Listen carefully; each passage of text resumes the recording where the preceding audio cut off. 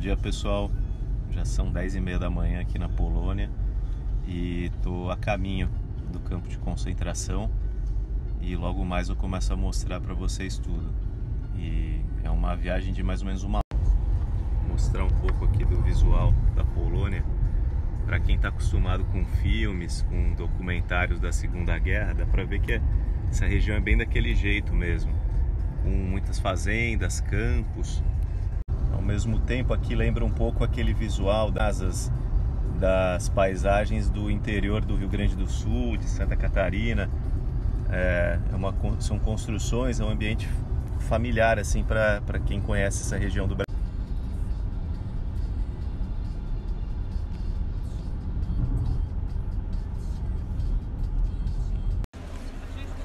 Finalmente chegamos aqui e vocês podem perceber que tem bastante gente e ao mesmo tempo é um lugar com um estacionamento muito grande.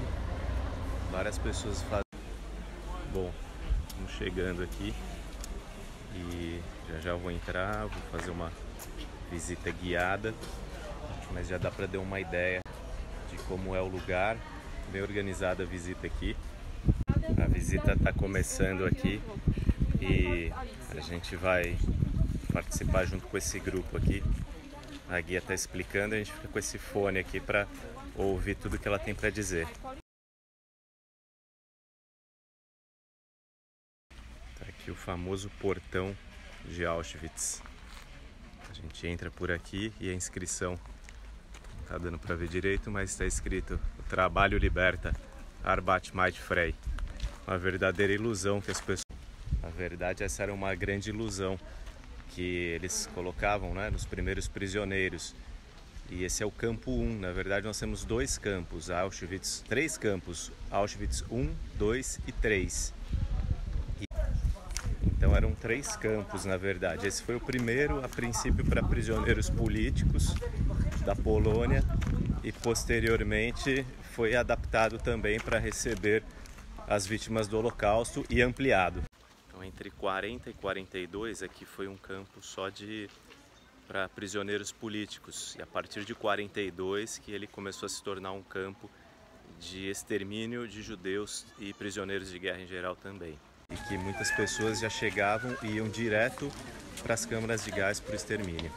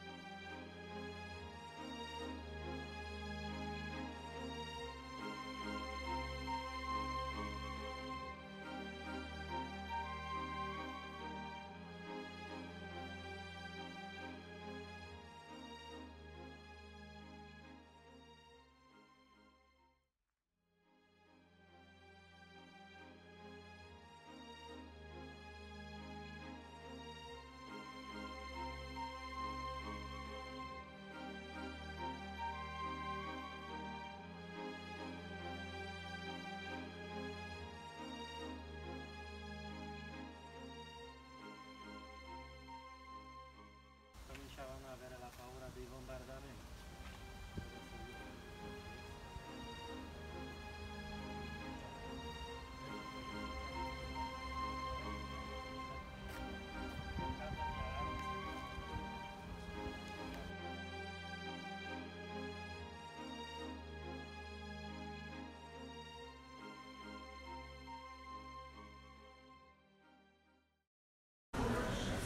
A estimativa é que mais de 1.100.000 judeus foram mortos aqui em Auschwitz. Embora não dá para se confirmar isso, porque muitos já eram mortos logo de cara e não haviam registro.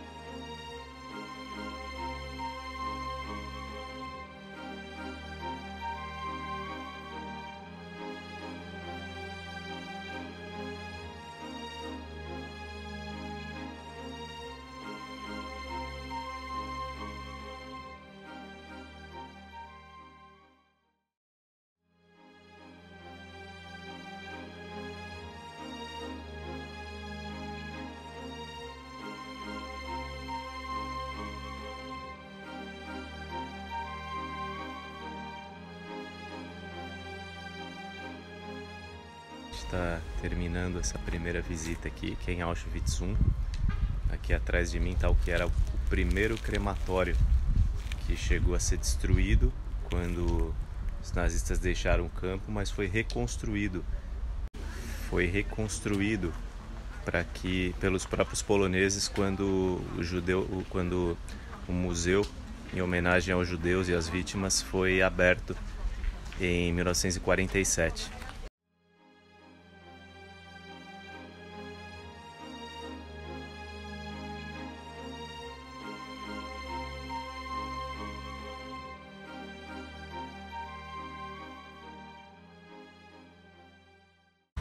Essa foi a primeira parte da visita em Auschwitz I. Agora a gente vai para Auschwitz II, Birkenau. E Viktor Frankl, na verdade, ficou preso em Auschwitz II. E lá a gente vai conseguir mostrar algumas coisas bem interessantes que aparecem no livro também. Agora a gente pega esse ônibusinho aqui e vai direto para Auschwitz II, Birkenau, onde é a continuação da visita. Um pouquinho vai dar para ver tudo lá também.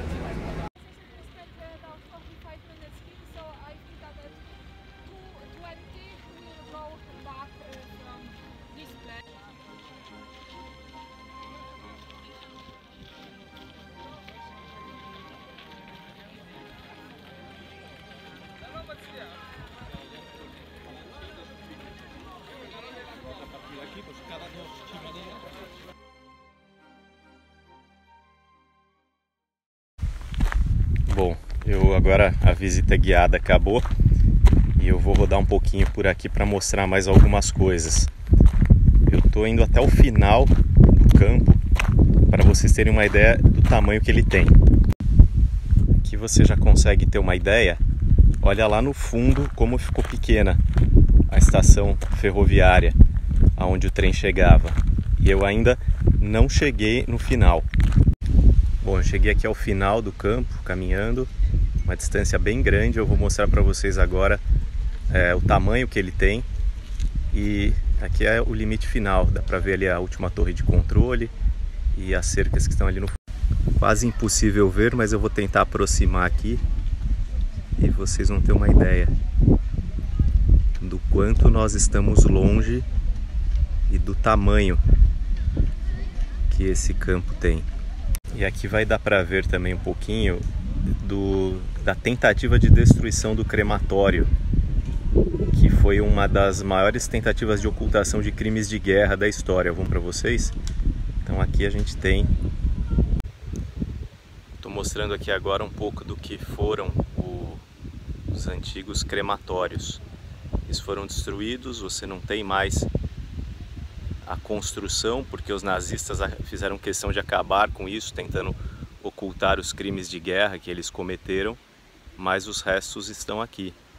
E é bem possível ver, o que sobrou foi preservado. Ainda hoje tem gente que nega o Holocausto, mas quando você lê os relatos das pessoas e você olha as evidências aqui, é impossível você negar a realidade dos fatos, a que ponto chegou a maldade do ser humano.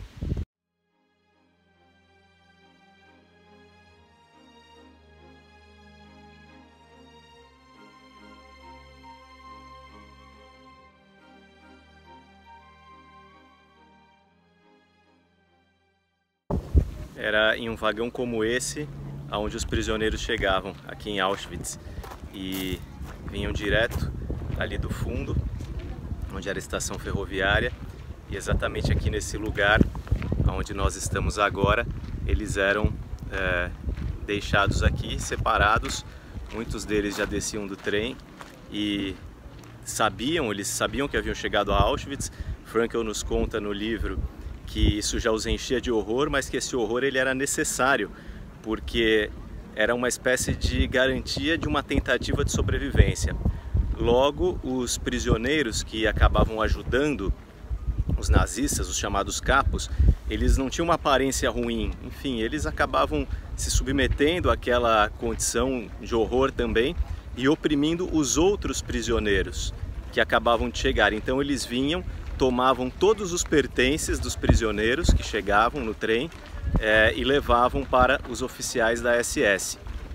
Isso criava o que Frankl chamava de a ilusão do indulto, Como eles viam aquelas pessoas não tão mal assim, eles achavam que talvez eles também pudessem ter uma chance de melhorar.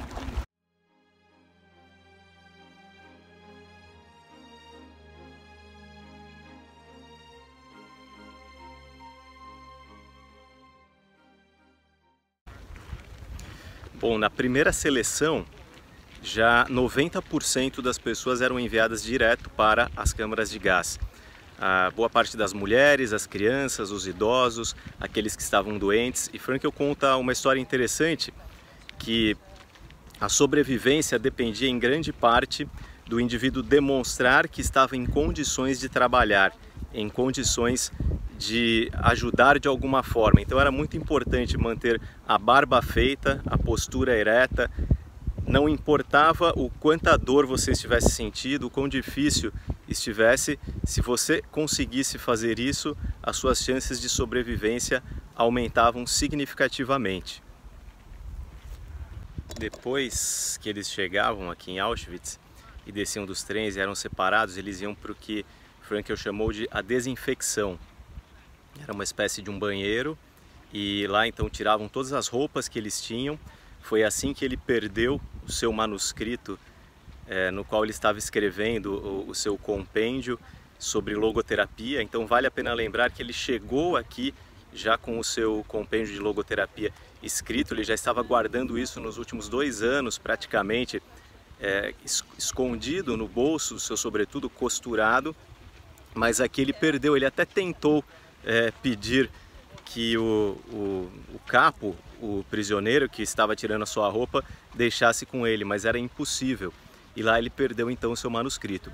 Ele foi começar a reconstruir o seu manuscrito somente já no final da guerra, perto da libertação, no campo de Turkheim. Bom, então esses prisioneiros eles eram totalmente despersonalizados. Raspava-se os cabelos, raspava-se os pelos do corpo, dava-se a eles outras roupas e um mal reconhecia o outro. Uma outra curiosidade que acontecia nesse momento é que eles ficavam apenas com talvez o sapato, o cinto e os seus óculos. No caso, Frankl ficou com os óculos, que foram quebrados também, ele não ficou com seus óculos intactos, e ficou com o seu cinto. Ganhou outras botas de um outro prisioneiro. Diz que aqueles que tinham botas um pouquinho melhores eram tomadas deles e você tinha que se virar com aquela que era dada para você. Nesse momento também eles já sofriam as primeiras agressões, chicotadas, socos, chutes, empurrões. E Frankl nos diz que o que mais machucava nesses momentos não eram os golpes em si, mas era a sensação de impotência diante de uma injustiça tão grande. Então esse é um fator que é colocado e que entra também no contexto daquilo que ele vai chamar de uma couraça emocional, de insensibilidade, da qual os prisioneiros vão se revestindo de tempos em tempos, e isso é necessário para a sobrevivência. Uma frase interessante que você encontra no início do livro Em Busca de Sentido é que os melhores não sobreviveram, ou seja, as pessoas que elas acabavam tentando ajudar o outro, elas pensavam no outro antes de si, boa parte das vezes não sobreviviam. E que a sobrevivência, além disso tudo, além então de um desejo muito forte, de uma luta, ela também dependia muito da sorte, como ele vai dizer, felizes coincidências ou dos milagres da providência divina.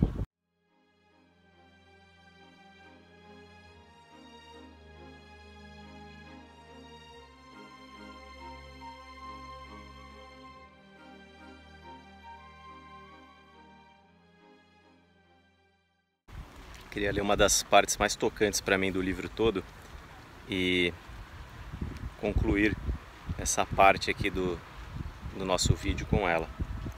De uma forma ou de outra, para cada um dos libertos, chegará o dia em que, contemplando em retrospecto a experiência do campo de concentração, terá uma estranha sensação.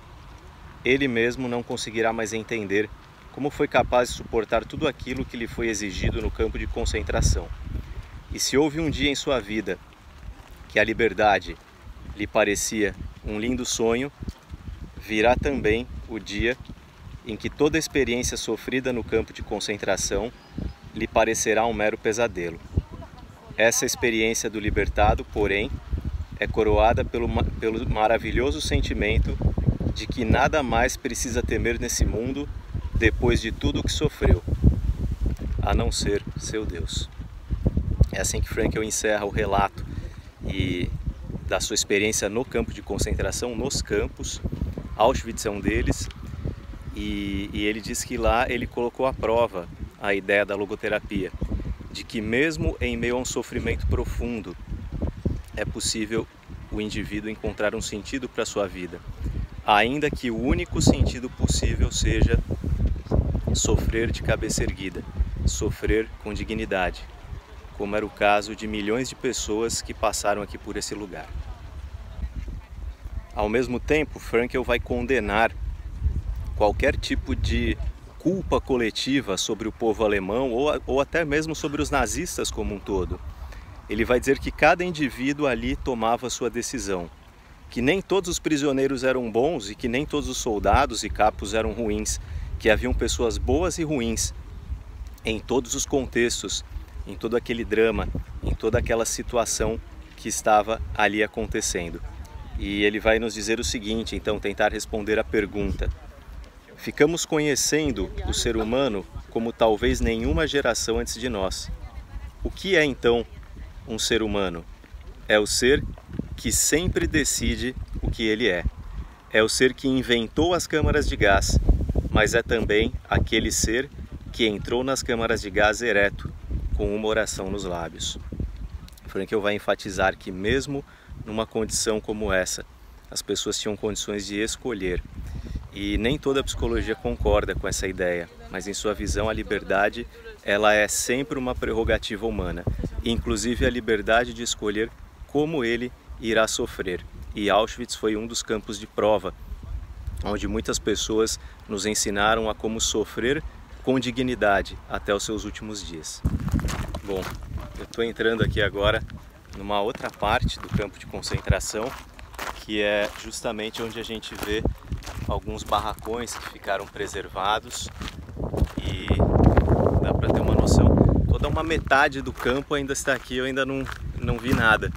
Estou começando a ver agora, só para vocês terem uma ideia da imensidão desse lugar. Bom, eu estou continuando aqui, pessoal, o meu caminho, conhecendo mais um pouco do campo, e só para vocês terem uma ideia da imensidão que esse lugar tem.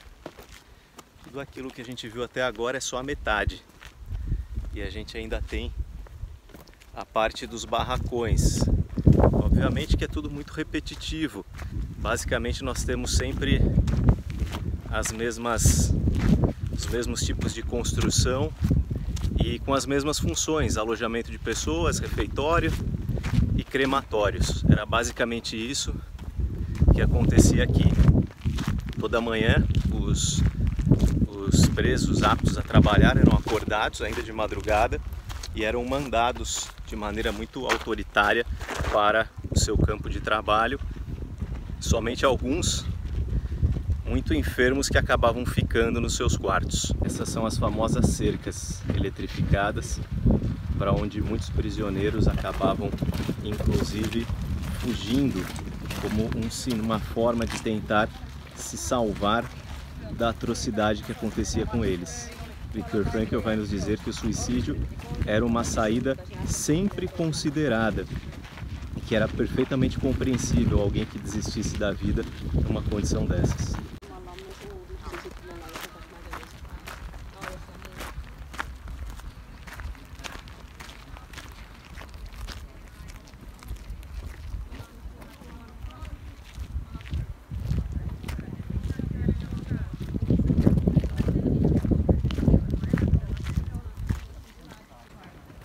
Então aqui nós temos os barracões, onde as pessoas ficavam morando mesmo, e temos aqui algo que é bem relatado no livro Em Busca de Sentido, que entre esses barracões a única coisa que existia era lodo e barro. A gente está aqui no verão, então tem um pouco de grama, mas no inverno virava neve misturado com barro, um clima terrível. E assim as pessoas eram capazes de... não eram capazes nem de se manterem com o mínimo de limpeza, de dignidade nas piores condições de trabalho e de sobrevivência possíveis.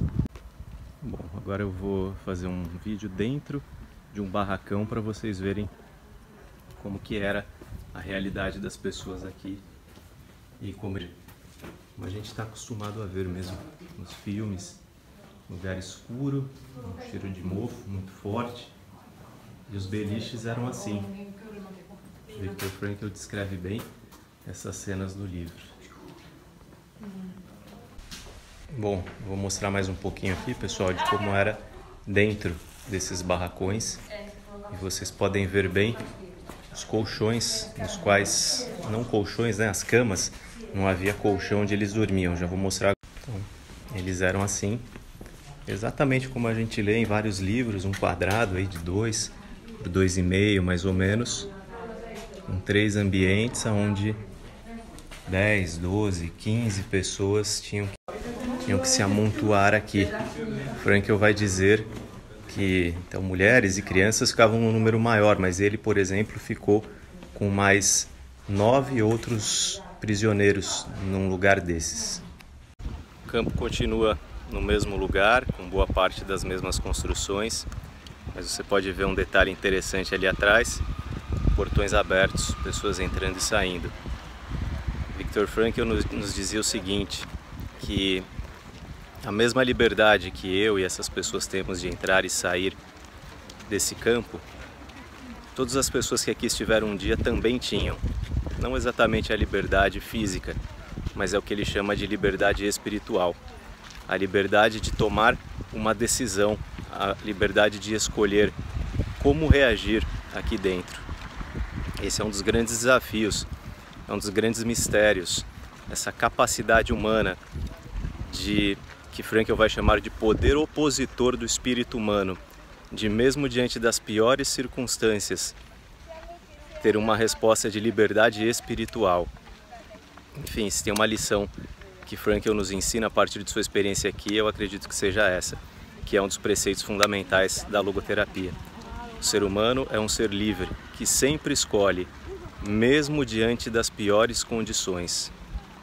E se nós não encararmos os seres humanos dessa forma, o que é que nós vamos pensar dos indivíduos? Que eles não são nada mais do que animais que não têm capacidade de escolher e que simplesmente respondem às condições que o meio lhes impõe. Isso não significa que seja fácil, isso não significa que todos consigam, mas isso significa que é uma possibilidade humana e que nós, como psicólogos, como médicos, psiquiatras, educadores, seja lá qual for a nossa profissão, pastores, todos nós que trabalhamos com a saúde mental, com o desenvolvimento humano, precisamos partir desse ponto de vista, desse pressuposto, de que o indivíduo sempre tem potencial para reagir diante mesmo das piores condições que lhe são impostas.